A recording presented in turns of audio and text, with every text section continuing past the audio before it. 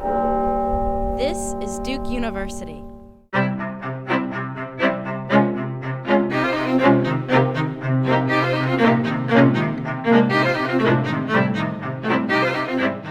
There's a piece called Priceless that I spoke about a little bit with Mark Anthony Neal earlier this afternoon, and I was it was a photograph taken at my cousin's funeral in February of the year 2000, and it was when I took the photograph. It was the moment when I realized that photography couldn't do all that it needed to do for me. And I felt helpless because I couldn't record or document all of the feelings I was having at that moment. And it took probably 4 or 5 years later until when I started to work with advertising as this medium. And I say I'm interested in advertising because it's such a ubiquitous language that you can say so much with so little, because so many of us are trained to think in that way. And thinking, and really for me it was this issue of not only was my cousin murdered over a petty commodity, but also thinking about how even to add insult to injury during the mourning, the family is still being marketed to, especially when you think about all the things that go into having to to produce a funeral.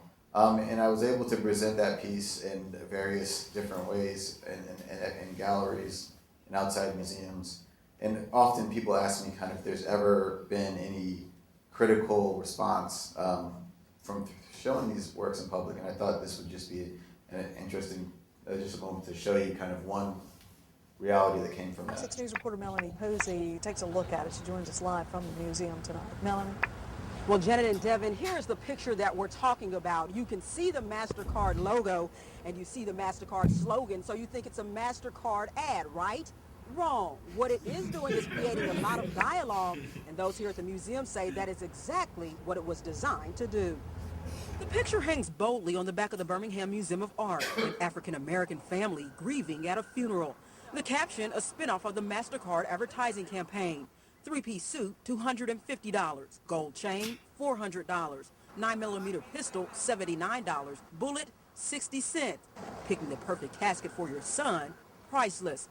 To the unknowing eye, it brings a strong response. Yeah, that's offensive to me too, because it seems like it's stereotypical that people are just tagging the black community with the things that we use, the things that we buy, things that we flaunt. And I'm not black, but I would think that it would be offensive to black people. I think when someone walks off the street, they're wondering, is it an ad? If not, why is it up here? What is it? What's the point? Why does MasterCard have their name on it? This is not an ad. It's contemporary art on display at the Birmingham Museum of Art. The artist, a young black man by the name of Hank Willis Thomas. The picture taken at his own cousin's funeral after he was killed during a robbery. He wanted to get at the grief his family was feeling and the frustration with this sort of cycle of violence that's sort of afflicting the country. I think he's using the term priceless here, not in a satiric way, but to suggest that life is the most priceless thing of all. Willis relies on artistic license to play off of the MasterCard logo, a key he uses knowing how much Americans connect with advertising. After learning what it's all about, Jennifer Swenson's response turns from offense to grief and eventually hope. I guess the artist had a choice. He could have picked up a gun and he could have sought revenge. And what this artist chose to do was to make a statement, even though it's offensive to some people. If it changed one person's thought process in life, then it would be worth it. Now, because of the response to this picture, the museum has put up this explanation. However, as you can see, it is rather small in comparison to the picture some people may miss it.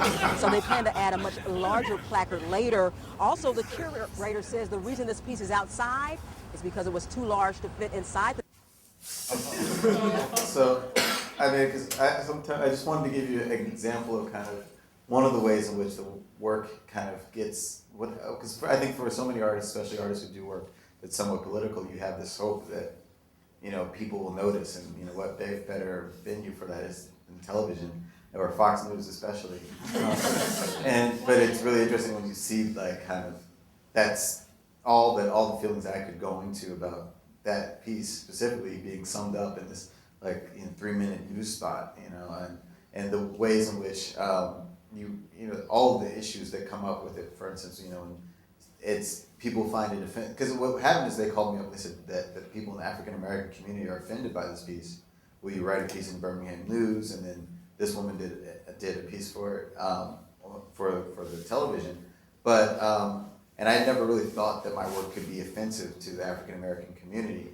But so I had, in a sense, defend my work in a way that I'd never thought about. And for me, there's all these ways in which that bring up questions for me. Where, that it's offensive, but it's it's not an ad. It's it's art. And so that should make it okay. And it's made by a young black man at a picture taken at his own cousin's funeral. So there's all these ways which make it legitimate for me to make a certain kind of work. And then of course a woman says, I'm not black, but I can see how it could be offensive to black people. So it says that only certain people have the right to be offended by certain things. Is at least her assertion. And then of course, ultimately, like she sums it up, which with the I had a choice. Could have picked up a gun, I guess, or made art. And you wonder kind of where some of these undertones come from. Produced by Duke University. Online at duke.edu.